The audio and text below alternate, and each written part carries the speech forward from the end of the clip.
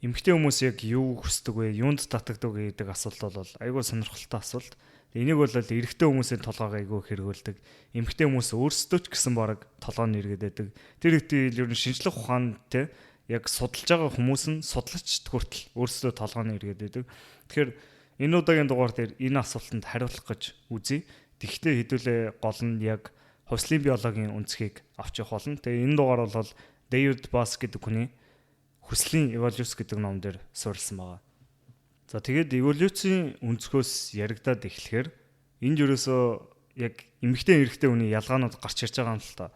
Одоо ялангуяа хосын холбоо тогтоох бэлгийн харилцаан дээр яригадаад ирэхлэнгүүт эрэгтэй хүмүүс одоо пики гэж ярьдэн шүү дээ. Илүү ингээд ялгаж шилдэг юм нь арай цөөхөн байдаг. Одоо бэлгийн харилцаанд ороход бол эрэгтэй хүний стратеги нь арай өөр өдөх те. Бид нар зөндөө сонсч ирсэн ингээл үрээ цацах мацах гээл тэгж ярьдэн шүү дээ. Гэхдээ эмэгтэй хүний хувьд бол хамаагүй шилж сонгох нь маш чухал байдаг. Яг гэвэл бодоод үзэхээр эмэгтэй хүний талаас жирэмсэн болчих юм бол тэр агүй их хүч, энерги, хөрөнгө оруулалт шаардсан тийм зүйл болдог. Яг гэвэл хүүхэдтэй болох юм бол тэр хүүхдийг өсгөх, арчлах, том болоход нь ерөөдөө эмэгтэй гол үүрэг гүйцэтгэдэг. Тэгээ яг уг нь амтны аймаг дээр ингээд дандаа эмэгтэйчүүд нь яг тэгж хүүхэдтэй хамгийн их хөрөнгө оруулалт хийдэг гэсэн тийм хууль бол байдгүй л дээ. Яг гоо ингээд зарим амтны аймаг дээр эмэгтэйчүүд нь тэ зүгээр эрэгтэй эмэгтэй адилхан тэгш ирэхээр оролцдог байдаг. Гэхдээ хүний хувьд энэ нь айгүй ялгаатай. Тэгээд дээр нь эмэгтэй хүн жирэмсэн болоход бүхэл бүтэн 10 сар тэр хүүхдийг тээж яваад тэгээд хүний хүүхд төрснөөгөө дараа хүртэл айгүй их арчилгаа шаарддаг. Одоо зарим нэг ботго мотго бол ингээд хүүхэд төрүүлчихэд хүүхэд нь ингээд бараг төрчөөл тэг хэдэн өдрийн дараа бараг өсөрч гарааж мараага явчихдаг. Тэгэхэд хүний хүүхэд бол айгүй их хөрөнгө оруулалт, айгүй их хүч, энерги, хоол хүнс, тиймэрдүү зүйлүүд шаарддаг болохоор энэ бол хамгийн чухал гаргах ёстой шийдвэрүүдийн нэг нь болчихж байгаа эмэгтэй хүний хувьд. Тийм болохоор эмэгтэй хүн ялгаж шилэх тэр тал дээр хамаагүй эрэгтэй хүнээс илүү байдаг. За тэгээ эмэгтэй хүний хувьд харангуут ер нь бол хэд хэдэн боломжийн сонголтууд гарч ирж магадгүй л хэд хэдэн эрэгтэйчүүд санал тавьдаг ч юм уу те. Тэр дундаас шалгарл гарч ирэх ёстой те. Одоо тэр эрэгтэйчүүд янз бүрийн байдлаар хоорондоо ялгаатай байгаа шүү дээ. Зарим нь ингээд яад юм те илүү хамар нь ингээд дотгошоогоо ч юм уу, зарим нь том амартай ч юм уу, эсвэл те зүгээр хувь хүний шин чанарын хувьд ч гэсэн зарим нь илүү харамч, зарим нь илүү инэрэнгүү гэд. Тэгээ тэр зүйлүүдээс яг юу нь илүү шалгарч үлдэх вэ гэвэл мэдээж тэр инэрэнгүү зан чанар харамч зан чанараас хамаагүй ашигтай. Яг гэвэл одоо дээр үед бүр цулуун цэвчгийн үеэс авч үзэл та тэр үед ингээд хүүхдээ өсгөх гэж хахад тэр эрэхтэй өөрийнхөө олсон хоолыг харамлаад, орон гэрээ харамлаад юмнуудаа хуваалцдаггүй болол тэр бол амьд гарах шалралт нь нөлөөлөхгүй. Тэр хүүхдийг өсөж бойжоход сайн нөлөөлж чадахгүй. Гэхдээ инэрэнгүү хүн бол хоол, орон гэр бүх юма хуваалцаа. Тэгээ дээр нэмээд хүүхдийг нь өшөө сайн хүн болж бойжоход нь хүртэл туслана. Яа тийм эрдэм номд сургах, ангөр үеэр сургах гэх. Тэгээ ингээ харангуут ерөөхдөө эволюцаар тэр инэрэнгүү гэдэг шинж чанар, харамч гэдэг шинж чанараас хамаагүй сайн болохоор одоо эмэгтэй хүн тэр шинж чанарыг илүүд үзэх тийм одоо програмчлал нь үүсч эхэлж байгаа. Тэгээ зарим нэг чанарууд бол илүү чухал үүрэг гүйцэтгэдэг. Гэхдээ түрүү ярьсан шиг хамарны хэлбэр байсан шүү дээ. Хамарны хэлбэр бол ямар ч хамаагүй угаасаа тийм амьд гарахад тийм хэрэгтэй зүйлд хэрэг болохгүй болохоор хамарны хэлбэр ямар байна уугүй юу гэдэг бол эмэгтэй хүнтэй хамаагүй. Гэхдээ тэр янз бүрийн хэрэгтэй шинж чанарууд байна шүү дээ. Тэд нар дээр үндэслэж яг эмэгтэй хүний юунд татагддаг вэ? Юуг илүү үздэг вэ гэдэг зүйлүүд нь гарч ирж байгаа. Тэгээ энэ бол айгүй хэцүү шийдвэрлэлтэй. Яагаад гэхээр зарим нэг хүмүүс жүжиглж чаддаг, зарим нэг эрэгтэйчүүд эмэгтэйчүүдийг хуурч чаддаг. Зарим нэг эрэгтэйчүүд яа тийм ингээл айгүй сайхан харагдал, гаднаа сайхан байгаа л эхэндээ сайхан байжгаад тэг яг үнэндээ цуг ханилаад ирэхээр те одоо ингээд хүүхд болж ирсэн болоод ингээд ирэнгүүт тэр эрэгтэй нь хуурцсан байдаг те. Тэгэхээр эмэгтэй хүн шийдвэр гаргах тийм асуудал байдаг. Тэгээ дээр нь нэмээд бас эрэгтэй хүн болгон бүх шинж чанарыг зэрэг агуулна гэж байдаг. Одоо шийдвэл зарим нэг эрэгтэйчүүдэнтэй илүү инэрэнгүү тийм мөртлөө илүү болцоо муутай, илүү чадвар муутай тийм хүн байж магадгүй. Эсвэл маш чадварлаг нэг эрэгтэй хүн байлаа гэж бодоход тэр нь хамаагүй харамчтай тийм инэрэнгүү биш, зөөлөн биш байх ч юм уу тий. Тэгэхээр ингээд ерөөдөө шийдвэр гаргахад нэг хүнийг одоо нэг хамтрагчаа сонгоход тэр хүнийг бүхлээр нь сонгож авч байгаа гэдгээр бас ер нь бол энэ шийдвэр нь айгүй тийм төвөгтэй болчихж байна л доо. Тэгээ тийм л болохоор ер нь одоо судлаачд бол энийг хараа тийм эмэгтэй хүний тэр юунд татагддаг вэ гэдэг бол айгүй тийм төвөгтэй сэдв болчихж байгаа гэд иймэрдүү зүйлүүдээс гарч ирдэг. За тэгээ энэ дээр үндэслээд Дэвид Бас гэдэг одоо энэ номны маань зохиолч 37 соёлыг судалсан. Бүхэл бүтэн 37 соёл дэлхийн даяарх. Тэгээ тэр дундаас тэр соёлуудад яг ямар ялгаанууд байна. Тэгээ дээр нь ер нь ингээд бүх ихэнх соёлд яг ямар шин чанаруудыг илүүд үзэж байна. Юуг илүүд үзэж байна. Тэгээ эмэгтэй хүн юунд татагч байна гэдгийг яг судалгаагаар харуулсан байдаг. Тэгээд энэ одоо шин чанаруудыг нэг нэгээр нь хэдүүлээ яг тоочоод явъя. Тэгээ энэ дээр хийгдсэн судалгаануудыг би товчхон базаад танарт хэлээдэг. Айгу сонирхолтой судалгаанууд зөндөө байгаа. За хамгийн ихэнд яригж байгаа сэдв бол баялагын нөөц болцоо гэдгийг зүйлийг яригж байгаа. Resource potential. Тэр нь ер нь бол амтны эмэг дээр бол айгүй ойлгомжтой байдаг л та. Одоо зүгээр хэдүүлээ Израильд байдаг хөхөл шууны жишээг авъя. Саарл хөхөл шуу. Тэгээд тэд нь яадаг вэ гэхээр одоо тэр нөгөө нэг хосын холбоо тогтоох улирал нь хүрээд ирэнгүүт тэр үед нь эрэгтэй шуунууд үүрэндээ янз бүрийн хоол, моол, янз бүрийн объектив тим юмнууд цуглуулдаг. Тэгээд тэр үед бол эмэгтэйчүүд нь ингээд сонголтоо ихтэй харж агаад тэгээ хамгийн том үүртэй, хамгийн ихтэй баялагтай, нөөц бололцоотой тим эрэгтэй шууны үүрийг нь сонгодог. Тэгээ энэ хөхөл шуунуудын эрэгтэйчүүд нь өөрсдөө тэр одоо орон зай, газар нутг байгаа шүү дээ. Газар нутгийн одоо үүрний хавцаанаа дандаа янз бүрийн идэх юмнууд янз бүрийн идэх юмнууд тэгээ өөдсөдгээ тиймэрдүү баялагын зүйлүүдийг цуглуулж тавьдаг. Тэгээ тэрэн дээр эмэгтэйчүүд нь одоо харж агаад аль болох хамгийн том үүртэй үүрэндээ хамгийн их олон объекттэй хамгийн их хоолтой тим шууг сонгодог. Тэгээ энэ бол хөхөл шууч гэлтгүй ер нь бүх амтны аймаг дээр харагддаг. Ер нь эрэгтэйчүүд дундаа хамгийн ихтэй баялагтай нөөц бололцоотой байгаа эрэгтэйчүүд нь ер нь бол эмэгтэйчүүд нь хоорондоо булаацалдаг гэд ер нь тийм харагдаг. Тэгээ хүн дээр бол баялаг гэдэг нь бас жоохон төвхтэй сэдв болчихж байгаа юм л та. Яг уу эд хөрөнгө гэдэг зүйлүүд бол ингээд шууд хэмжиж болдог шууд харуулж болдог. Тэгээ баялагыг гэхдээ одоо баялагын потенциалыг өөр зөндөө зүйлээр хэмжиж болно. Одоо янз бүрийн тэр хүний зан чанараас бас харагдаж болно. Одоо жишээлбэл айгүй амбицтай зан чанар байх юм бол энэ эрэхтэй одоо тийм нөөц бололцоо баялаг нь байхгүй байгаа ч гэсэн ирээдүйд цуглуулж болох юм байна. Эсвэл сошиал хүрээнд нийгмийн хүрээндээ өндөр статустай хүн байх юм бол тэрүүгээрээ ерөнхийдөө одоо илүү их баялаг олох нөөц бололцоо нь илүү байгаа гэд яг тийм шууд биш байдлаар ер нь бол эмэгтэй хүн яг энэ баялагын потенциалыг хэмжиж өөртөө ер нь бол сануулж гэхээсээ илүү тэгээ энэ бүхэн нь ер нь бол бас нэг юм яг ингээд 70 ухамсарын түвшинд явж байгаа юм л та. Одоо эмэгтэй хүн жишээлбэл эрэгтэй хүнээ харчаа за энэ яг баян болох потенциал байна да гэж бол ерөөсө бодохгүй. Энэ бол яг тийм 70 ухамсарын түвшинд явж байгаа тийм эволюцийн програмчлал маягийн юм явж байгаа. Тэгээд тийм ч болохоор энэ бол бас жоохон төвхтэй сэдвэлтэй. Яг ингээд хараад ингээд баялагын потенциалыг бол хэмжихэд хэцүү. Тэгээ тийм ч болохоор заримдаа одоо залуу эмч штэ одоо яа гэм мис заслаар сурж байгаа эмч байх юм бол тэр хүн одоо баялаггүй байгаа ч гэсэн ирээдүйд баялагтай болох боломжтой гэдгийг хараад тэгээд тэр зүйлд нь татагдаг тийм амбицтай хүнд татагдаг, чадварлаг хүнд татагдаг нь ерөөдөө ийм шалтгаантай байх болзошгүй. За тэгээ энийг айл 1930 оноос хойш хийгдэж байгаа судалгаанууд байнга харуулж байгаа. Ер нь бол нэлээд олон төрлийн судалгаанууд, янз бүрийн судалгаанууд хийгдсэн байдаг. Тэгээ энэ дээр ихтэй ер нь бол харуулахдаа эмэгтэй хүн эрэгтэй хүнээс хамаагүй тэр баялагын потенциалыг илүү хардсан байна гэдгийг нотолсон байдаг. Тэгээ Америк эмэгтэйчүүд дээр ялангуяа одоо саяхны судалгааныг харахад бол эмэгтэй хүн эрэгтэй хүнээс 2 дахин илүү тэр баялагын потенциалыг нь илүүд үздэг. Эрэгтэй хүн одоо жишээлбэл тэр нь ингээд нэг чухал зүйл биш гэж ахт бол эмэгтэй хүнд энэ бол хамгийн чухал зүйлүүдийн нэгэ гэж судалгаагаар бол хэлэгдсэн байдаг. Тэгээ энийг бол дээр нь 37 орн 6 ТV-ийн 37 соёл дээр бүгдэн дээр нь харуулсан байдаг. Эмэгтэй хүн бол эрэгтэй хүнээс илүү энэ баялагын потенциалыг хардаг гэдэг. Тэгээд яг улсууд бас ялгаатай гэж байгаа юм л да. Одоо зарим нэг Азийн орнууд жишээлбэл одоо Японд жишээлбэл эмэгтэй хүн бол эрэгтэй хүнээс 150% илүү тэр одоо баялагын потенциал гэдэг шин чанарыг илүүд үздэг болол зарим нэг орнуудад одоо Нидерландд бол эмэгтэй хүн эрэгтэй хүнээс тэр баялагын потенциал гэдэг тэр чанарыг 36% илүү үздэг. За хоёр дахь яригдж байгаа шинэ чанар бол нийгмийн статус яригдж байгаа. Social status.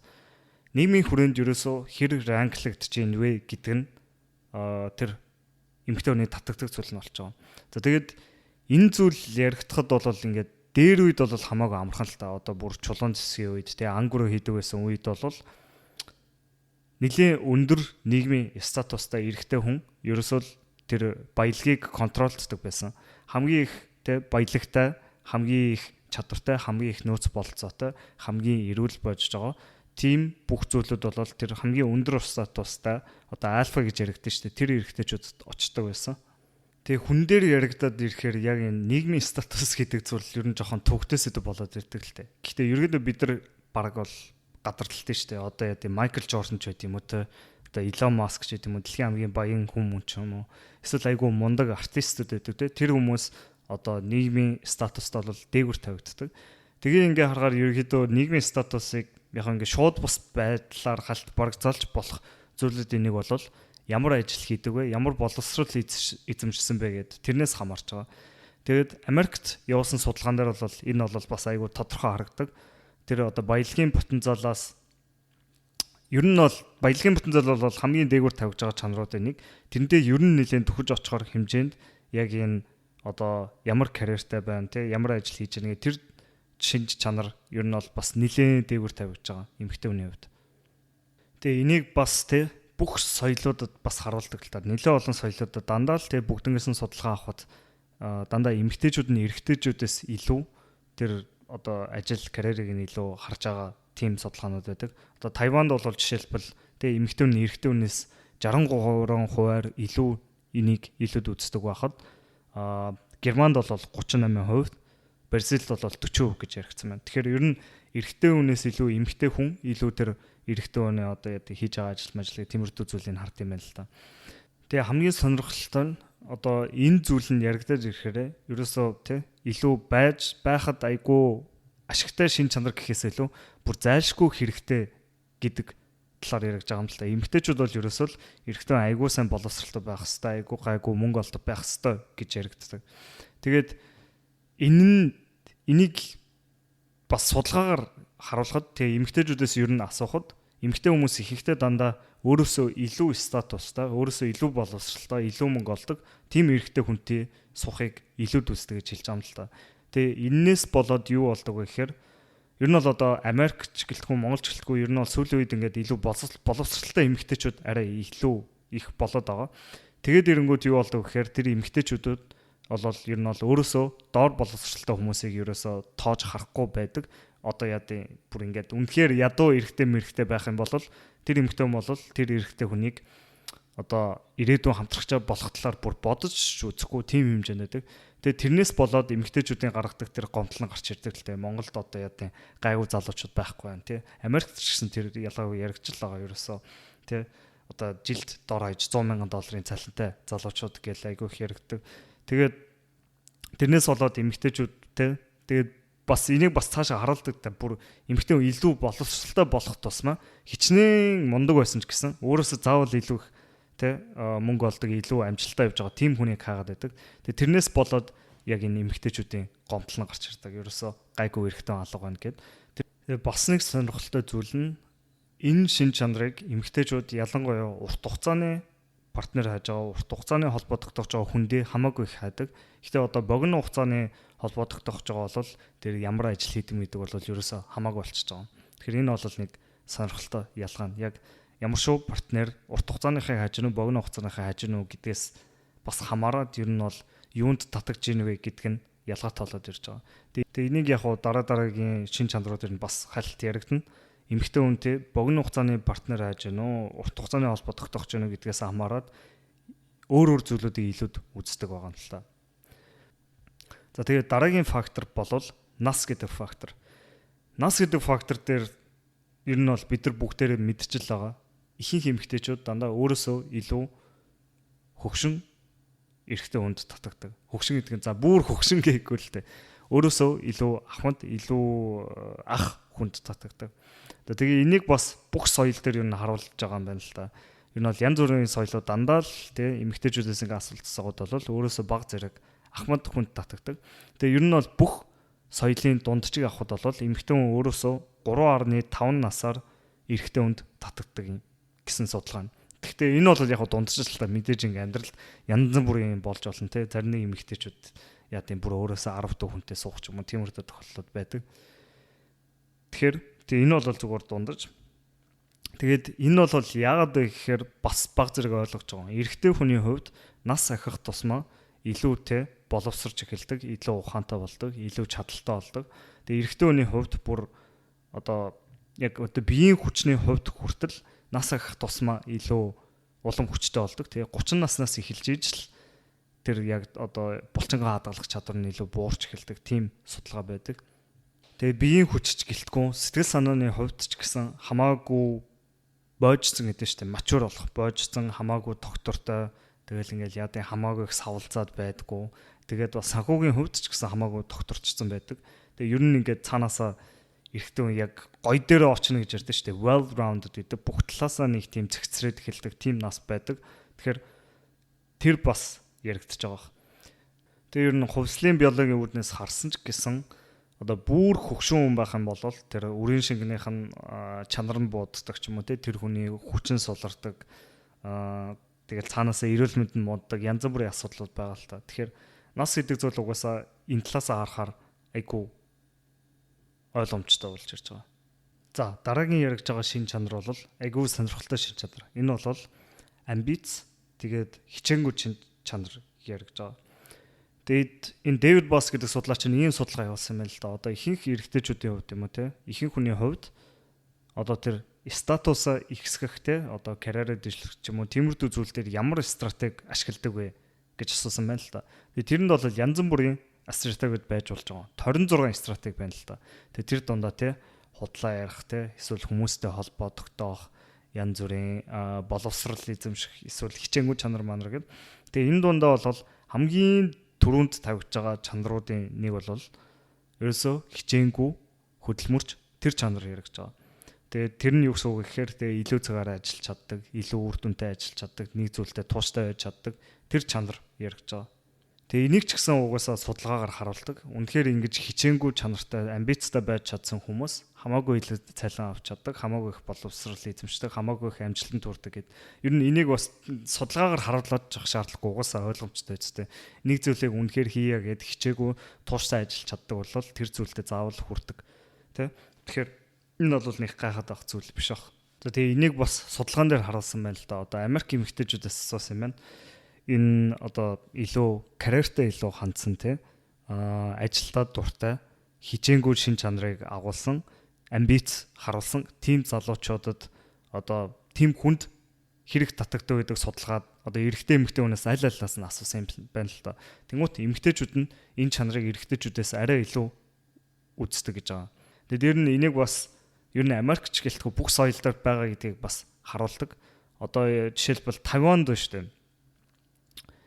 Эмэгтэйчүүд эрэгтэйчүүдээс 26% илүү энэ чанарыг илүүд үздэг гэж байгаа. Булгарт 29%, тэгээ Бразилд 30% энэ чанарыг илүүд үздэг гэдэг. Тэгээ ер нь хараад ирэхээр ерөөсөө энэ судалгаануудын үр дүнд хичээнгү хөдөлмөрч чанарт эмэгтэй хүн татагддаг. Тэгээд ер нь яагаад вэ гэвэл айгүй тодорхой. Яагаад гэвэл энэ бол баялагын потенциалыг нь харуулдаг. Нийгмийн шатлалт, нийгмийн статуст илүү өндөр тушаалд хүрэх тэр нөөц болцоог нь харуулж байгаа гэдэг. Тэгэхээр тийм байна.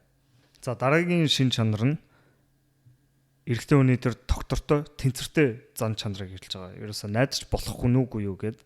Тэгээд энэ нь яагаад чухал вэ гэхээр эволюцийн хувьар харахад нэг үнэхээр ингээд баялаг сайтай хүн байлаа ч гэсэн тэр хүн тэрийг хуваалцдаггүй эсвэл тийм найдвартай биш байх юм бол тэр баялагийг чи өөртөө найдвартай тарааж чадахгүй бол тэр хүнд найдад ямар ч хэрэггүй байхгүй. Найдаж болохгүй хүн байх юм бол тэр бол ер нь тэр эмэгтэйд асуудал авчирна. Тэгээ энийг бүх соёлоор дундчилж харахад ерөөсөө тийм хамгийн чухал зүйлүүдийн нэг гэж хэлсэн байна. Тэгээ энэ тэр дундаа шүү дээ. 3 оноо бол яг зайлшгүй шаардлагатай гэсэн оноо байгаа байхгүй. Тэгэхээр бол бүх соёлоор дундчилахад эмэгтэй хүн бол 268 гэсэн оноо өгсөн байхад эрэгтэй хүн дунджаад 247 гэсэн оноо өгсөн байна.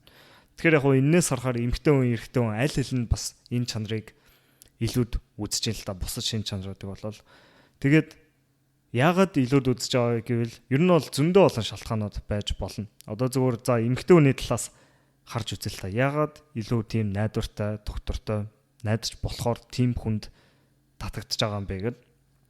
Тэгээд тийм эрэгтэй хүн байх юм бол нэгдүгürt одоо яа тэр эрэгтэй хүн одоо амд гарна гэж амлчаад тий амдаа гарахгүй ингээд унтаж мунтаж ерөөсөө тийм найдаж болохооргүй хүн байх юм бол тэр эмэгтэйд илүү эрсдэл үүсгэж байгаа байхгүй. Ер нь бол ингээд ирээдүгөө авчих явнаа. Ирээдүгээ тий сайхан болгоно гэдэг нь яхаа аргагүй тэр итгэлцэлтээр тий биеиндээ найдарч байгаагаас тогтож байгаа. Тэгэхээр тэр найдвар нь алдагдаад ирэнгүүт угаасаа янз бүрийн асуудлууд, янз бүрийн аюулууд учраад эхэлнэ л дээ. Тэгээд дээр нь тийм эрэгтэйчүүд тий сэтгэл санаанд докторгүй байдаг эрэгтэйчүүд яа тий илүү хартай байдаг ч юм уу тий. Тэрнээсээ болоод янз бүрийн сэтгэл зүйн асуудлууд үүсгдэг. Тэгээд дээр нь яа тий үг амарч гэлтгүй бүр ингээд гар хүрэх ч юм уу тий. Тиймэрхүү зүйлүүд одоо тэр сэтгэл зүйн арай докторгүй найдахад хэцүү тийм хүнд бол хамаагүй тохиолдох магадлал ихтэй. Тэгээ тийм хүн те илүү хуваачих магадлалч илүү байж магадгүй. Яагаад гэвэл найдаж болохооргүй гэдэг бол бас хуваачдаг хүмүүст илүү найдаж болохооргүй байдаг шүү дээ. Тэгэхээр тэр тиймэрдүү шин чанарыг бас харуулж авах болцоотой. За дараагийн шин чанар нь оюун ухаан гэдэг шин чанар байна. Одоо бид нар ч ухаантай хүмүүс гэж ярьдэн шүү дээ. Ер нь бол тэрийг ярьж байна л та.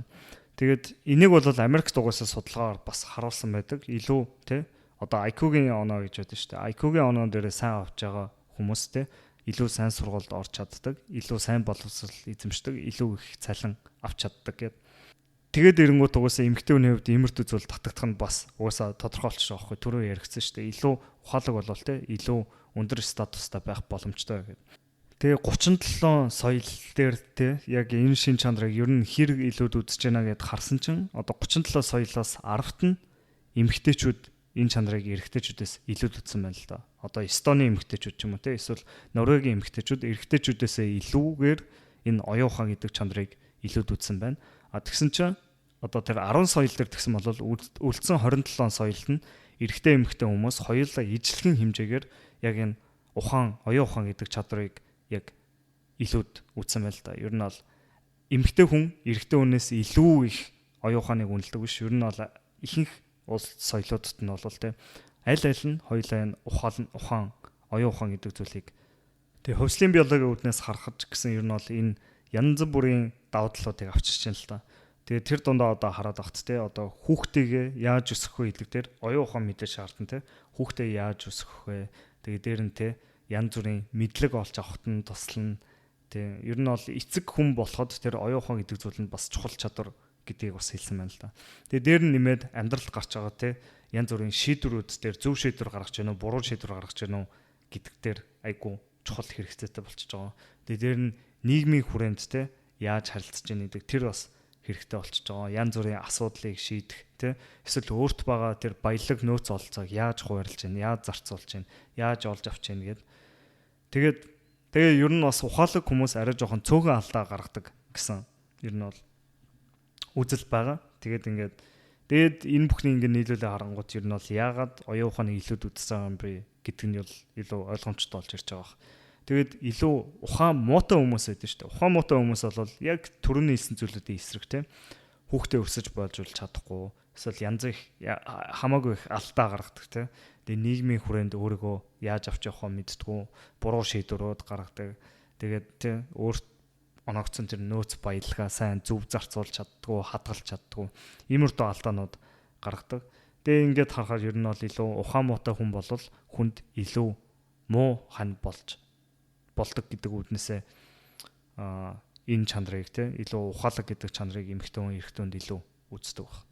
За дараагийн нэг шинж чанар нь тохиромж гэдэг сэдв. Дарч тохирчлээ нүү гэдэг сэдв яригж байгаа. Тэгээ энэ нь бол яг хүнд агуулгадаг чанар гэхээсээ илүү тэр эмэгтэй хүн тэр эрэгтэй нь яг хэр тохирч ийн вэ гэдэг тэр хосын динамик нь илүү яригдчих эхэлж байгаа. Тэгээ энэ нь яагаад чухал вэ гэхээр ер нь бол эрэгтэй эмэгтэй хүн ингээ хосын холбоо үүсгэхэд урт хугацааны хосын холбоон дээр ялангуяа тэр хамтарч ажиллах нь айгүй чухал болчихж байгаа юм л та. Тэр хүүхдийг өсгөхтэй тэр гэр бүлийг үүсгэх, гэр бүлийн ирээдүгээ тиймэрхүү зүйлүүд цуг ажиллахаар болдог. Тэгээд ирэнгүүт одоо яа дээ өөр үнэт зүйлтэй те өөр зүйлийг илүүд үздэг өөр сонирхолтой тиймэрдүү хосоод салах магадлал илүү их байдаг гэж байна л та. За тэгээд ийм нэг судалгаа явуулсан байна. Нэг 200-аад хосууд дээр судалгаа явуулсан байна л та. Тэгсэн чинь ер нь бол тал нь бараг салаад тал нь ер нь бол цугтай байсан юм байна. За тэгээд энэ яг салсан хүмүүсийг нь харж үзсэн юм байна л та. Судалж үзээд ямар хүмүүс нь ингээд цугтай болчих вэ те. Ямар хүмүүс нь салаад байна ба гэд харсан чинь салсан хүмүүс нь бол тэг салсан хосууд нь хоорондоо илүү ялгаатай үнэт зүйлүүдтэй байсан. Тэг яг хөө тэр үнэт зүйл нь янз бүрийн сэдвүүдээр гарч ирж болно л доо. Одоо жишээлбэл тэг гендерийн рол дээр би ямар үүрэгтэй вэ, чи ямар үүрэгтэй вэ гэдэг дээр санал зүйрлэж эхэлсэн. Одоо сексийн хандлага дээр санал зүйрсэн, романтик тал дээр тэг эсвэл шашны харах өнцгтэр бас ялгаатай байсан гэдэг. Ер нь тиймэрдүү тийм ялгаануудаас болж тэг хоорондоо таарч тохирохгүйгээс болж салсан байт юм байна. Тэгээд энэ дээр ерөөсөө шийдэл нь юу вэ гэвэл хүн тэ урт хугацааныхаа доктортой байдлыг илүү хармаар байх юм бол өөртөөгөө төстэй үнийг илүү сонгол хамаагүй тэр харилцаа бат бөх байх магадлал илүү байт юм байна л та. Тэгээд энийг судалгаагаар бас харуулсан байна л да. Ер нь Америкч гэлтгөө дэлхийд даяар эрэгтэй эмэгтэй хүмүүсээр ингэ судалгаа хийсэн чинь ерөнхийдөө яг олон төрлийн тийм төстэй шин чанартай хүмүүс ер нь бол хоорондоо суудаг гэсэн судалгаа байт юм байна л да. Тэгээ энэ дээрээс харахад яг хөө эсрэг хүмүүс хоорондоо татагддаг гэж ярьдаг та. Гэхдээ бас төстэй хүмүүч гэсэн хоорондоо татагддаг гэдэг бол энэ дээр харуулж байна. Тэгээ ер нь хараад ахтай шүү дээ. Одоо Big 5 гэж та нар сонсч байсан уу? Big 5 гэдэг одоо хүний personality хэмждэг ийм 5 хэмжүүр байдаг л да. 5 axis. Тэгээ тэр 5 axis-ууд дээр бол ялангуяа энэ зүйлүүд яригдчих эхэлдэг. Одоо бид нар дотгошоогоо гадагшаага хүн гэж яригддаг та. Тэр бол нэг axis нь.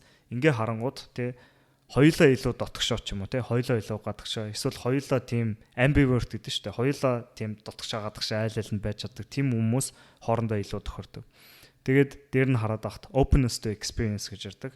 Одоо энэ тэр Big 5-уудынх нь бас аль нэг шин чанар нь яриж байгаа. Тэр нь илүү шин зүйлийг мэдрэх хүсэл их байдаг. Шин зүйлд илүү туршиж үзэх сонирхолтой, шин зүйлийг мэдрэх сонирхолтой. Тэгээд тийм зүйлүүд бол тийм шин чанар хүн болгоноос авахгүй л та. Зарим нэг хүмүүстэй зүгээр л доктортой ингээд нэг энгийн рутиндээ байхыг хүсдэг те. Илүү тайван байхыг хүсдэг. Ингээл янз бүрийн шин зүйлүүд ороод ирэнгүүт ингээд улам стресстэй байдаг болвол зарим хүмүүс шин зүйл мэдэрч илүү таашаал авдаг. Тэгэхээр тийм хүмүүс хоорондоо цуг нийлчих юм бол энэ тал дээр нийлчих юм бол бас хамаагүй хэрлэх магадлалтай конфликт бол хамаагүй бага гарч ирж байна л та. Тэгээ тэрнтэй адилхан яг тэр одоо conscientiousness гэдэг чанар байдаг. Тэр бол бас хэр цэгцтэй вэ? Хэр хичээнгүй вэ гэдэг чанарыг яригдж байгаа. Хоёр хос нь те нэг нь ингээл айгүй эмх цэгцгүй замбраагүй тийм байдаг. Нөгөөх нь те айгүй их эмх цэгцтэй замбраатай байх гэдэг. Тэгэнгүүт энэ дээр хоёулаа зөрөлтөд байвал бас л ер нь бол айгүй хэрүүл маргаа их гарна. Тэгэхээр ер нь бол ингээд харахаар ер нь төстэй хүмүүс хоорондоо нийлчих юм бол тийм хэрэлдэх те тэгж цагаа өрөх энерги хамаагүй бага гардаг болохоор тэр харилцаа илүү доктортой байдаг. Тэгэхээр ер нь тэрнээс ч болоод тэр ер нь эмэгтэй хүмүүс илүү тийм өөртөө таарч тохирсон хүнд илүү татагддаг гэдэг юм байна л да. Тэгээ энэ дэр нэмээд айгүй бас тийм сонирхолтой судалгаа бас байна л да. Хүн өөртөө одоо зүгээр ч нэг төстэй биш. Тэгээ дээр нь нэмээд бас төстэй хэмжээний одоо маркет дээр гараад төстэй хэмжээний үнэлгээ авахар тийм үнэтэйгээ илүү ойрхон байвал илүү цуг байх юм бол тэр харилцаа илүү доктортой байдаг гэж байгаа. Тэгээд тэр үнэлгээ гэж яригдж байгаа шүү дээ. Энэ бол ингээд жоохон ингээд муухайгаар хэлэхэд болол одоо хүмүүс ингээд 0-аас 10-ийн хооронд би эндээ үнэлгээ өгдөө шүү дээ. Одоо тийм би бол за 10-аас 7-гийн үнэлгээ өгчээ зөө. Тийм болол ер нь бол миний харилцаа өөр нэг эмэгтэйтэй болол 10-аас 7-гийн үнэлгээ тэр дунджаар яригдж байгаа шүү. Би бол ингээд хүн амтнд үнэлгээ өгөх ямар сонирхол авахгүй. Гэхдээ за 10-аас ихэнх хүмүүсээр те ингээд 10-аас хэдэн оноо вэ энэ хүн те одоо маркет дээр хэр аттрактив байна вэ? Тэ хэр хүсэмжит байна вэ гэдэг үнэлгээнд 7 ах юм бол би тэр үнтэй илүү доктортой харилцаа үүсгэнэ. Тэгээ энийг яагаад вэ гэж тайлбарласан чинь одоо тэр үнэлгээний илүү ялгаатай байгаад ирнэ шүү дээ. За зүгээр нэг яач зэ. За нэг зүгээр нэг энгийн залуу нэг модельтой суудсан байлаа гэж бодоход тэр хоёрын хооронд үнэлгээний ялгаанаас болоод тэр эмэгтэй тэр эрэгтэй сэтгэл хангалуун биш байх тийм одоо эмоцод төрөх боломжтой. Тэгээ тэрнээс болоо тэр эмэгтэй хүн яана би settle down хийж үү те би өөрөөсөө дор хүнтэй суучламжлаа гэж боддоод салах магадлал илүү их байд юм байна л да. Тэгээ энэ бас ингээд айгу сонирхолтой зүйлүүд дээр бас харуулсан байна л да. Одоо хосуудын хувьд аль нэг нь хитрхийх ингээд гинт амжилтанд хүрч штэ тий. Одоо ингээд за хоёулаа 7 байлаа гэж бодоход нэг нь гинт амжилтанд хүрээд одоо 9 10 мараа болдог ч юм уу тий. Ямар нэгэн байдлаар тэр зүйлийг олж авахд тэр хос салах магадлал нь их байдаг л та. Яг ижлэхэн яад одоо эмэгтэйх нь карьер нь илүү өсөд эрэгтэй нь ажиллаа алдчих юм бол тий тэр хоёрын хувьд одоо тэр value гэдэг үнэлгээ нь ер нь бол хитрхи зөрүүтэй болоод салах магадлал их байдаг гэж ярьсан байна л та. Тэгээ энэ тал дээр эмэгтэй хүний талаас ялангуяа бас яг яагаад араар тавьдаг вэ гэдгийг дараа нь би араар тавилтын тухай яригдана. Гэхдээ ингээ эмэгтэй хүний араар тавьж байгаа шалтгаан нь бас ер нь бол бас тэр харилцаанд сэтгэл хангалуун биш байгаагаас болж гардаг гэсэн. Ер нь бол хамгийн гол шалтгаан нь тэр байдаг. Тэгээд иймэрдүү зүйлээс ч гэсэн болох боломжтой. Зүгээр л тэр эмэгтэйнтэй өөрөө илүү гялцаа явдаг нөхөр нь ингээд те олиггүй хүн болчих юм бол тэр эмэгтэй одоо араар тавьж байгаа шалтгааныг нь ерөөхдөө өмнө нь бол янз бүрээр тайлбарладаг байсан л та. Гэхдээ ер нь бол сүүлийн үеийн судалгаагаар харахад зүгээр л тэр партнераа солих гэж байгаа те хосоо солих гэж байгаа тим стратегиас болж араар тавьж байгаа гэсэн тим ойлголт байдаг. Тэгэхээр ер нь бол бас энэ талаар ингээд бодохоор ингээд жоохон би бол за хувийн бодлоо нэг сүртэй хуваалцмааргүй байна л та. Гэхдээ ер нь бол энийг ингээд жоохон яг эволюцийн өнцгөөс харахад бол ер нь бол нэлээд хатуу харагдаж байгаа. Зүгээр л нэг тийм хүнтэй одоо яа үнэнч байдал гэд тиймэрдүү зүйл үнэхээр чухал байдаг ч гэсэн одоо ийм нөхцөл байдалд салах шийдвэрийг гаргаж байгаа тэр эмэгтэй хүнийг бол ингээд буруутгахад айгүй хэцүү гэж харагдаж байгаа байхгүй яг хувьслын биологийн үүднээс бол тэр эмэгтэй зүгээр л өөрийнхөө хувьд тэг хамгийн сайн генийг түгэх хамгийн сайн партнер сонгох тийм стратеги ашиглаж байгаа тийм үйл явц явуулж байгаа гэж тайлбарлаж болно. Тэгээ энэ дээр бас зарим нэг одоо ийм нэг эмэгтэй хүн бас тэгж гомдлсон юм байна л да. Ингээ найзуудаа ингээд надад ерөөсөө те таалагдж байгаа залуучууд алгаа ингээл миний араас хөөж байгаа залуучууд дандаа нэг ойлгохгүй амтан байна. Тэгээ миний хөөж байгаа залуус намайг тоохгүй байна гэд. Тэгсэн чинь тэр хүнд тэр эмэгтэй тэгж хэлсэн юм байна л да. Чи бол ерөөсөө 8. Гэхдээ 10-уудын хараас хөөгөөд араасаа 6 гүйлгээд байна гэж хэлсэн юм байна л да. Тэгээд ер нь бол энийг сонссон эмэгтэй хүн те өөрийнхөө стратегийг жоохон өөрчлөөд тэг 10-уудын араас хөөхөөсөө илүү тэг өөрийнхөө ойролцоо тэр 8 9-ийн араас хөөгдөг ч юм уу те. За араас хөөхөн ч юм зүгээр тийм хүмүүстэй илүү боломж олохыг гэсэн байдлаар үзээд тэгээд тэр асуудлыг ер нь бол шийдсэн байдгийн байна. За дараагийн яригдах байгаа зүйл бол яг гаднах төрхийн хувьд те ямар шин чанаруудыг илүүд үздэг юм бэ гэдээ харсан ч ер нь бол биеийн хэмжээ тэг хүч тэгээд V хэлбэртэй тэр одоо торсог яригдж байна л та. Тэгээд гаднах шин чанартай тэр physical trait гэж байгаа одоо тэр биеийн шин чанарууд бие махбодын шин чанарууд нь амьтны амьд төр ч гэсэн ер нь бол айгүй чухал гэдэг нь харагдаг. Одоо нэг ийм төрлийн гладиатор мэлхий гэд тим амьтан байд юм байна л да. Тэгээд тим амьтнуудын эмэгтэйчүүд нь эрэгтэйчүүдэд тестлдэг хэр хүчтэй байна вэ гэдгийг тестлдэг. Тэгвэл яадаг гэхээр одоо ингээ үүрэн дээр байж байгаа тэр эрэгтэй дээр очоод түлхэж үздэг те айлах гэж үздэг. Тэгээд түлхэж үзээд айлахж үзээд үүрнээсээ хөдлөх гэж үздэг. Тэгээд хөдлөхгүй байх юм бол тэр эрэгтэй нь доктортой байж чадах юм бол тэр эрэгтэй бол те илүү хүчтэй байна. Тэгээд тэр эрэгтэйтэй одоо хосын холбоо тогтоох шийдвэрийг гаргадаг. Тэгээд хэрвээ тэр эрэгтэй ингээд айлгаа тэр эрэгтэй айгүй хөдөлж мөдлөө те ингээд үүрнээс нь хөдөлчих юм бол за энэ угсаа нэг хүчтэй биш юм байна гэд тэгээ тийм эрэгтэйчүүдэд нь татагдахгүй гэд энэ үг сонирхолтой жишээ. Иннээс харахад ер нь бол эрэгтэй хүний тэр те илүү хүчтэй байх те илүү том биетэй байх гэд тэр шин чанарууд илүү бас дээр үед ч гэсэн ер нь бол хэрэг болохоор зүйлээд байгаа байхгүй. Одоо хамгийн одоо энэ дээр нэг ном дээр нэг жишээ авсан байдал нь одоо бүр дээр үед бол эмэгтэй хүн бусад эрэгтэйчүүдэд дарлагдах те яг гэвэл зүгээр л биеийн хэмжээний хүчний хувьд сул дараагаас болоод өөр эрэгтэйчүүд өөрийг нь те одоо яадын дээрэмдэх хүчндэх янз бүрийн дарлах тиймэрдүү зүйлүүд болох боломжтой. Тэгээ тэр зүйлээс хамгаалахын тулд тэр үед одоо яадын эмэгтэй хүмүүс те эмэгтэй амьтад бол бусад эрэгтэйтэй илүү тийм баг үсгтэй илүү тийм хүчтэй эрэгтэй үнээр өөрийгөө хамгаалуулах тийм хэрэгцээнүүд байдаг байсан юм л да. Тэгээд тэрнээс болоод бол ер нь харахад тэг эрэгтэй хүний тэр биеийнх нь хүч болол эмэгтэй хүнд одоо санал болгож болох хамгийн чухал зүйлүүд нэг байсан байна. Тэгээ энийг бас судалгаанууд дээр зөндөө харуулсан байл л да. Эмэгтэйчүүд одоо Tinder Minder гэдэг онлайн dating аппликейшнуд байдаг шүү дээ. Тиймэрхүү аппликейшнуд дээр илүү өндөр эрэгтэйчүүдийг хамаагүй илүүд үздэг. Тэгээ бас судалгаагаар хараад өндөр эрэгтэйчүүд илүү их тушаал амьдралдаа илүү амжилттай явж чаддаг, илүү их тушаал дэвшиж чаддаг гэд тиймэрхүү судалгаанууд бол харуулсан байдаг байна. Илүү их мөнгө хийдэг гэд. Тэгээ энэ дээр нэмээд бас хүчтэй өндөр гэхээс илүү бас дээр нь эрэгтэй хүний тэр V хэлбэртэй торсог бас харуулсан байна л да. Тэр V хэлбэртэй илүү тийм мөр илүү томтой ч юм уу тийм өргөн мөртэй одоо бэлхүүснээс харьцуулахад хамаагүй илүү өргөн мөртэй тийм эрэгтэй хүнд татагдаг гэж ярьсан байна л да. Тэгээ энээс болоод ч юм уу одоо сүүлийн үед эрэгтэйчүүд илүү жиммээр хичээлээд байгаа ч юм уу мэдгүй тэрнээс болоод ч юм уу ер нь энэ харьцаа одоо sexually dimorphic attribute гэж яригдж байгаа байхгүй. Энэ бол эрэгтэй хүнд эмэгтэй хүнээс хамаагүй их байдаг тийм шин чанаруудын нэг болж харагдж байгаа. Яг энэ V хэлбэртэй тоосон.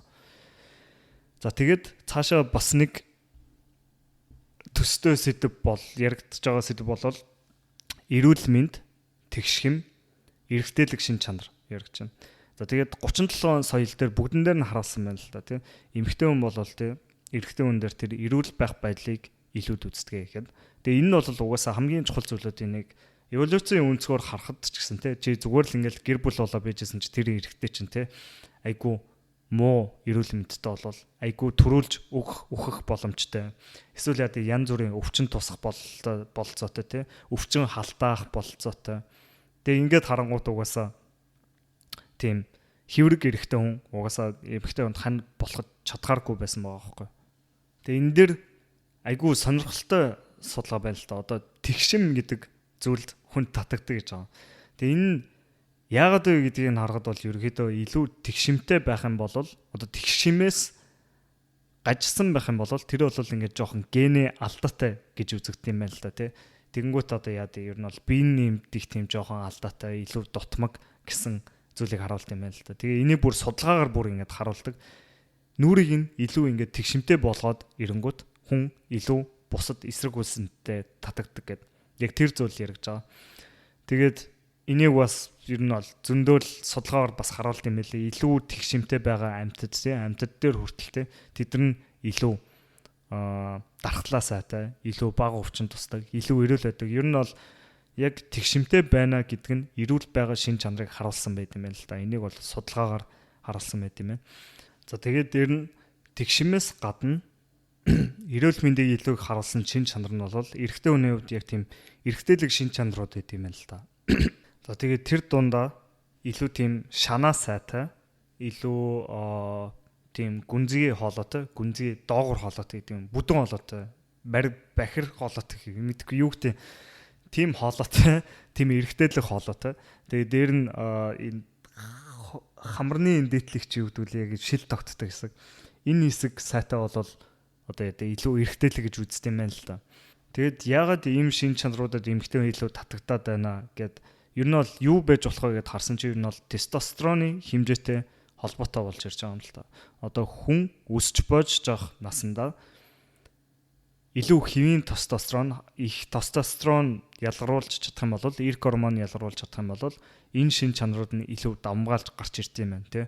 Илүү тийм бүдүүн хоолойтой, илүү тийм те эрүү мөрөн шанаа сайтай тийм байт юм байна. Тэгээд тийм биш байх юм бол тестостерон хангалттай ялгаруулж чадахгүй байх юм бол ер нь бол дархлааны систем нь илүү сул байна, эрүүл биш байна гэсэн тийм тохиол болж идэм юм л та. Тэгээд ер нь нэмэд хэлэхэд бас нэг сонирхолтой зүйл нь эмэгтэй хүн богино хугацааны харилцаа хайж гэнэ үү, урт хугацааны харилцаа хайж гэнэ үү гэдгээс хамаарат энэ зүйлүүдэд илүү их одоо татагддаг гэж байгаа. Тийм одоо маскулин эрэгтэйлэг шин чанаруудад богино хугацааны харилцаа хайж байгаа юм бол хамаагүй их татагддаг. Гэтэ урт хугацааны харилцаанд ч гэсэн энэ шин чанаруудыг эмэгтэй хүн татагддаг гэж яригдж байгаа. За дараагийн яригдж байгаа шин чанарууд бол хайр, энэрхүү сэтгэл, дээр нь үнэнч байдал гэж яригдж байгаа. За үнэнч байдал гэдэг нь яг уу энэ commitment гэдгийг би үнэнч байдал гэж орчуулчихлаа. Тэгээд энэ дээр одоо үнэнч байдал гэхээсээ илүү зүгээр commitment яригдж байгаа. Ерөөсөө serious харилцаанд орох уу, гэрлэх үү гэд тийм serious харилцаанд ормооргүй байгаа эрэгтэй хүмүүстэй зүгээр л single байж авах сонирхолтой. Эсвэл яа гэвэл зүгээр л одоо зууртын харилцаануудад орж явах сонирхолтой. Тим байх юм бол эмэгтэй хүн одоо урт хугацааны харилцааг хүсэж байгаа тохиолдолд бол ийм эрэгтэй хүнд татагдхаа болгонд байдаг. Одоо жишээлбэл бүх зүйлүүд нь ингээд бүх сайн шин чанарууд нь байсан ч гэсэн нөгөө эрэгтэй хүн те одоо бүх зүйлээ зориулахад бэлэн биш, гэрлэхэд бэлэн биш, serious харилцаанд ороход бэлэн биш байх юм бол ерөөсөө юу ч хийсэн энэ бүхнийг өөрчилж чадахгүй болчихж байгаа.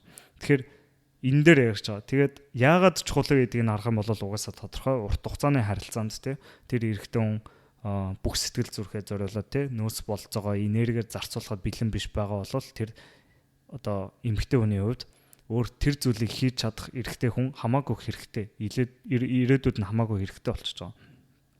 Тэгээд энийг бол бас шууд хэмжихэд хэцүүлтэй. Одоо энэ эрэгтэй те яг коммит хийхэд бэлэн байна уу? Serious харилцаанд бэлэн байна уу гэдгийг бол хэмжихэд хэцүү. Гэхдээ энийг бол хидэн зүйлүүдээр ингээд шууд бас байдлаар хэмжиж болно. За тэр зүйлүүдийн нэг нь бол одоо хамгийн чухал хэмжээрүүдийн нэг бол хайр гэдэг зүйл байна. За тэгээ хайр гэдэг зүйл бол ер нь бол тэгэл universal зүйлтэй соёл болгонд байдаг ерөөсө хаа сайгүй яригддаг зүйлүүд байдаг гэдгийг бол энэ судалгаанаар хараасан байна л да. Бараг 168 соёлыг авч үзэхэд тийм бараг тэр соёлуудын 90% нь тийм илүү тийм романтик хайр гэдэг зүйлүүд бол зүйлүүдийг илэрхийлсэн тийм нотлохонод айгүй их байд юм байна. Тэгээд үлдсэн 10% нь бол зүгээр яг романтик хайр гэж тодорхойлоход хэцүү, илүү тийм тодорхойгүй тийм хайрын хэлбэрүүд яваад байсан болохоор энэ 10% нь бол яг тодорхой болоход хэцүү байсан байна гэж хэлсэн байна л да.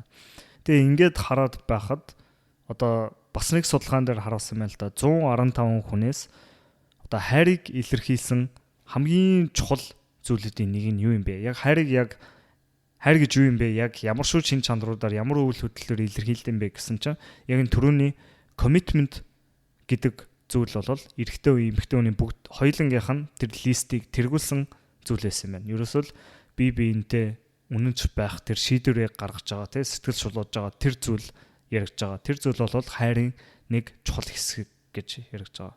Тэгээд энэ нь ямар хэлбэрээр гарч ирдэг вэ гэсэн чинь одоо бусад хүмүүстэй романтик харилцаа тогтоохгүй байх тий. Тэгээд дээр нь гэрлэлтийн талаар ярих, цугтай хүүхэдтэй болох талаар ярих, тиймэр зүйлүүд байд юм байна. Хамтрагчаа араар нь тавихгүй байх гэдэг бол тэр хайрын тэр үнж байх гэдэг зүйлийн хамгийн чухал хэсүүдийн нэг болчихж байгаа. Тэгээд дээр нь сэтгэл санаагаар дэмжих emotional support гэж яригдж байгаа тий. Сэтгэл санааны хувьд бие биенийгаа дэмжих, бие биенийгээ хайрлах, бие биенийгээ эндрэх гэдэг зүйл нь бас тэр commitment гэдэг зүйлийн нэг хэсэг болчихж байгаа. За тэгээд соёлууд дээр ингээд хайрын талаар судалгаа хийхэд бас айгүй сонирхолтой үр дүн гарч ирж байна л да. Одоо эмэгтэйчүүдээс ингэж асуусан юм байна. Та нар өштэй хайргүй хүнтэйгээ суух уу? Тэг яг бүх зүйл нь төгс байлна ч гэсэн чи хайргүй болвол нөгөө хүнтэйгээ суух уу гэдэг судалгаа нь авсан чинь Америкуудын 89% нь тэгээд Япон хүмүүсийн 82% нь заавал хайр байх хэрэгтэй гэж хэлсэн байна. Яг гэрлэлтэнд бол хайр заавал байх хэрэгтэй. Өөр зөндөө чухал шин чанар байсан ч гэсэн заавал хайртай байх хэрэгтэй гэдэг.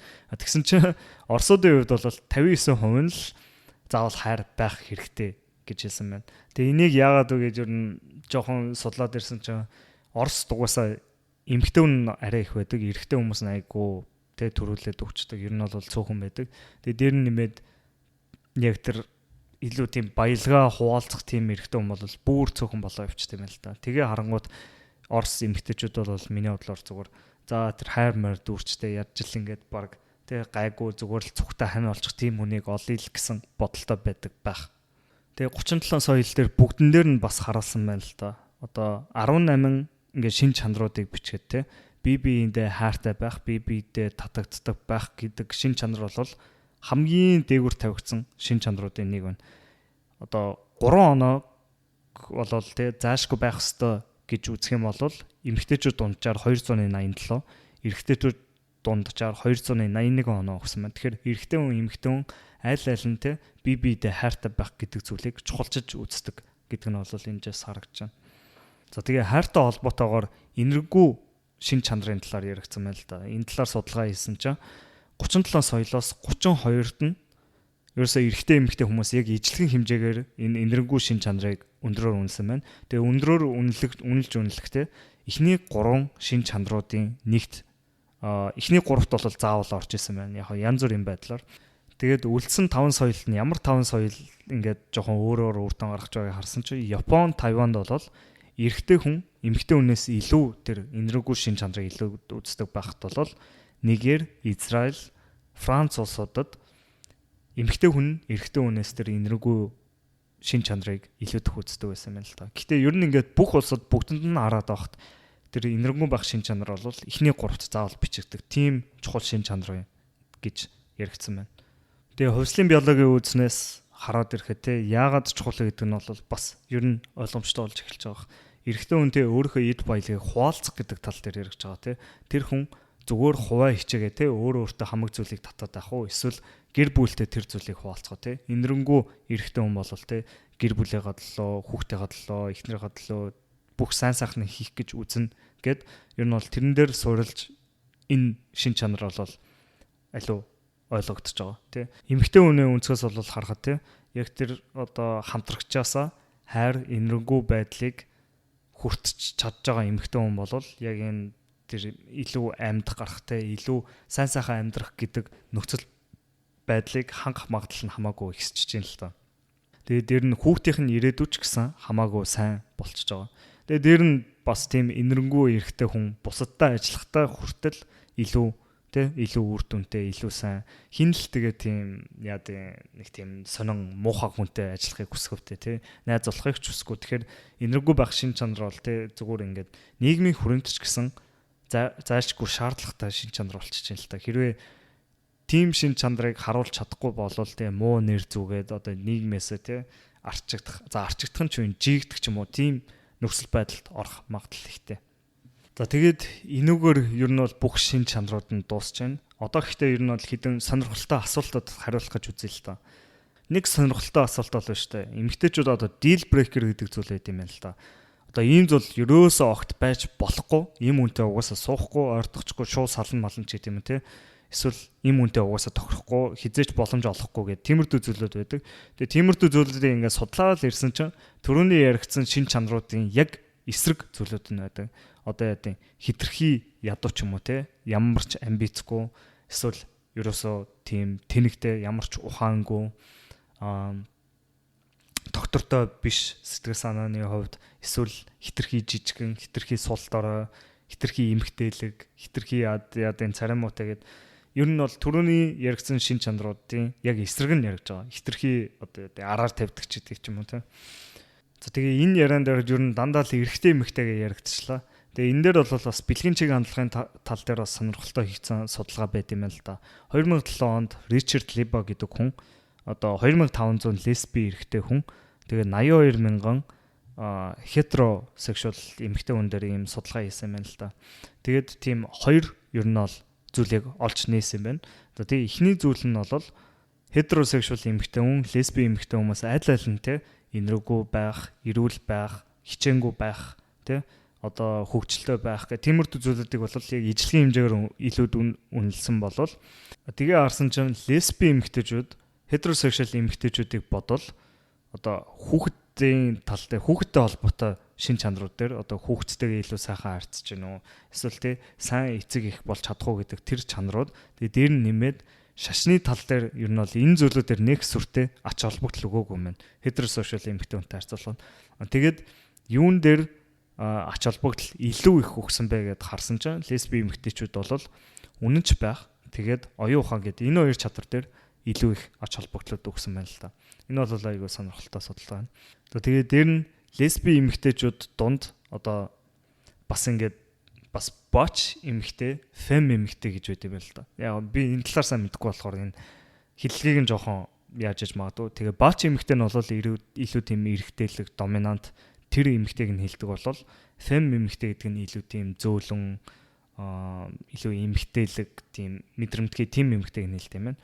Тэгээд ингээд харсан чинь фем эмэгтэй нь бол илүү хүүхдтэй болох тал дээр илүү их ач холбогдол өгөөд тэгээд тэр хамтрагчийнхаа тий хэр их хөрөнгө олж яан тий одоо тэр баялагын потенциалыг нь илүү их ач холбогдол өгсөн бол баач эмэгтэйчүүдийн хувьд бол илүү тэр доминант эрэгтэй лесби эмэгтэйчүүдийн хувьд партнертай бол тэр санхүүгийн нөхцөл байдлыг нэг хараагүй. Гэхдээ тэгсэн мөртлөө өөр бусад тийм тэ одоо санхүүгийн хувьд илүү амжилттай яваа тийм эмэгтэйчүүдтэй илүү өрсөлдөх тийм мэдрэмж төрөө тэгээ илүү их хар төрдөг тийм судалгаа байсан байна л да.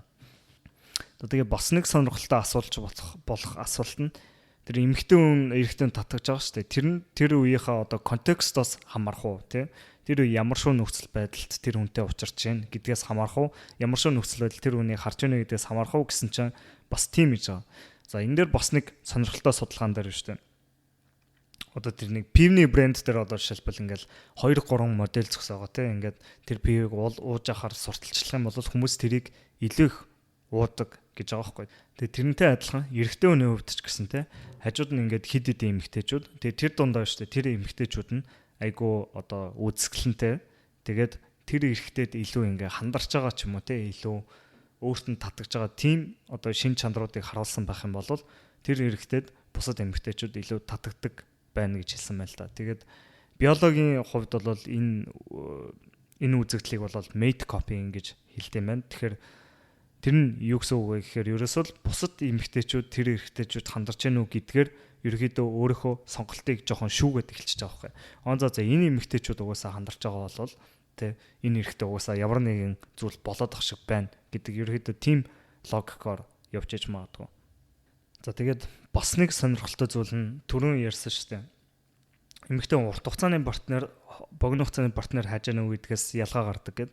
Энэ дээр бас тэгсэн байна л да. Одоо урт хугацааны холбоо тогтоож байгаа партнер те холбоос тогтоож байгаа хүнийг хайж байгаа үед эмэгтэй хүн бол те илүү инэрэнгүү байх, найдаж болохоор тэгээд сэтгэл санааны доктортой байх гэд ер нь бол эсвэл тэгээд дээр нэмээд ирээдүйд тэр хүн яг хаана байх вэ гэдгийг харж байгаа тийм зүйлүүдэд илүү татагдаг илүүд үздэг байсан юм л да. Одоо яа гэм баялагын потенциал, амбицтэй хичээнгүү байх гэд одоо боловсруулалт гэх тиймэрхүү зүйлийг илүү үздэг байсан бол тэгэхэд яг эсрэгээрээ богино хугацааны партнер дээр тий одоо зурдын мэлгийн харилцаанд орох байгаа партнертай бол энэ шин чанарууд нь арай чухал биш болоо явцдаг. Тэгээ ямар шин чанарууд илүүд үзэгдэг вэ гэсэн чинь ерөөсөө гаднах үзэмж тэгээ бусад эмэгтэйчүүд татагч нүггүй юу гэдэг үзэмж. Тэгээ тэр нь эрэгтэйлэг шин чанарууд яригдж байна л да. Одоо түрүүн яригдсан шиг тий одоо V хэлбэртэй тоорсоо одоо биеийн хэлбэр гэд тиймэрхүү зүйлүүд ерөөхдөө тийм сайн генийг халт ингээд тий харуулсан сайн ген гэсэн гэж мэдрэгдэхээр тийм шин чанаруудад татагдаг гэж хэлсэн байна л да. Тэгээ дээр нь нэмээд хараад ирсэн чинь одоо эмэгтэй хүний хувьд тэр өөрийнх нь одоо mating value гэж түрүү яригдсан шүү дээ. Үнэлгээ нь өсөх тусмаа илүү тийм эрэгтэйлэг маскулин эрэгтэй хүнд татагдаг байна гэсэн байна л да. Тэгээд энийг яагаад юм бэ гэдээ ер нь бол ингээд тайлбарлах жоох хэцүү л байна л та. Гэхдээ ингээд яг нэг шалтгаан нь болоо шүү дээ. Илүү тийм эрэгтэйлэг шин чанартай тий илүү тестостерон өндөртэй ч юм уу тийм эрэгтэйчүүд араар тавих магадлал нь их байдаг. Гэхдээ одоо ийм эмэгтэйчүүдийн хувьд би угаасаа ийм айгүй үзэсгэлэнтэй юм чинь тий би ийм өндөр үнэлгээтэй юм чинь би энэ эрэгтэй хүнийг яадیں тий номхон морь болгож чадна гэсэн тийм тайлбар өгд юм байл л да. Гэхдээ яг уу би бол яг шалтгааныг мэдгүй зүгээр л тийм одоо маркетер илүү үнэлгээтэй эмэгтэй хүн байх юм бол зүгээр л угаасаа л илүү үнэлгээтэй болохоор илүү их зүйлийг партнераас шаардаж болохоор л гэж бодож байна. Гэхдээ энийг бол сайн мэдгүй нэг юм сонирхолтой судалгаа авчихсан байна. За тэгээд энэ дугаараа ерөнхийдөө ингээд дуусгачих. Одоо ингээд ерөнхийдөө базаад итгэхэд бол нэлээ ингээд олон чанарууд яригдлаа л та. Тэгээд энэ чанаруудыг бол эмэгтэй ингээд нэг нэгээр нь ингээд харж дүгнэнэ гэж бол байдгүй. Нэг эрэгтэй хүнийг авч үзэхэд зарим нэг залуучууд нь те зарим нэг чанартай илүү сайн байхад зарим нэг чанартай илүү муу байдаг. Тэгэхээр яг тэр үний бүхэлд нь авч үзэх тийм шаардлага гарч ирд юм байна л да. Зарим нэг эрэгтэйчүүдийн хувьд те илүү тийм энергүү сайхан сэтгэлтэй байгаа ч гэсэн илүү потенциалгүй, илүү залхуу, илүү амбицгүй байх юм бол те илүү амбицтай, илүү чадварлаг, илүү тийм одоо маскулин эрэгтэй хүн байлаа гэж бодоход тэр хүн гэхдээ илүү энергүү биш байдаг ч юм уу те жоохон хувь ачаасан дүү ч юм уу эсвэл тийм жоохон ааштай ч юм уу эсвэл яа тийм зарим нэг тийм эрэгтэйчүүд илүү араар тавих магадлал ихтэй байх боломжтой. Тэгэхээр ингээд харахаар ер нь бол айгүй олон факторууд орж ирж байгаа. Эмэгтэй хүн яг ямар эрэгтэй хүн татагдах вэ гэхээр угаасаа хариулахад хэцүү. Тэгээд дээр нь нэмээд энд нөлөөлж байгаа зөндөө олон факторуудыг түрүүн ярьсан те. Одоо жишээлбэл тэр эмэгтэй хүний өөрийнх нь статуснаас бас хамаарч байгаа. Тэр эмэгтэй хүн жишээлбэл өөрөө айгүй их амжилттай явж байгаа эмэгтэй хүн байх юм бол өөрөөсөө илүү амжилттай явж байгаа эрэгтэй хүнийг сонирхоод ирдэг ч юм уу те. Тэрнээс нь хамаарч байгаа. Тэгээд дээр нь богино хугацааны партнер вэ нүү, урт хугацааны партнер хайж гинөө гэдгээс хамаарж байгаа. Тэгээд дээр нь амьдарч байгаа хотынх нь өмнөх дугаар дээр хэлжсэн тэр амьдарч байгаа газрынх нь соёл моёлоос бас хамаарч байгаа тийм. Тэгээд дээр нь тэр амьдарч байгаа газрынх нь хүүсийн харилцаанаас хамаарч байгаа. Илүү их эмгтэй байх юм бол тэр газар бол богино хугацааны одоо харилцаа хамаагүй их үүсдэг. Гэхдээ ингээ эрэгтэйчүүд нь хамаагүй их байвал моногамос харьцаа тий урт хугацааны моногамос харьцаанууд хамаагүй их бий болдог. Тэгээ дээр нь тэгэл ингээл яг тэр эрэгтэй хүндээ татгаж байгаа тэр контекстноос хүртэл хамаарч байгаа. Би нэг тийм юм сонсч байсан байхгүй. Одоо нэг юм ихтэй нэг залууд ингээд дуурлах шахсан юм байна л да. Нэг юм ивент зохион байгуулаад тэрний ингээд зохион байгуулагч байсан гэдэг. Тэгэл ингээл тэр контекстн дээр бол тэр эрэгтэйд айгүй их татагтаа тий. Энэ ингээл ямар мундаг гоё лидер залуу бай гэд. Гэхдээ ингээд жирийн үед уулзсан чи ерөөсө татагтаагүй гэд.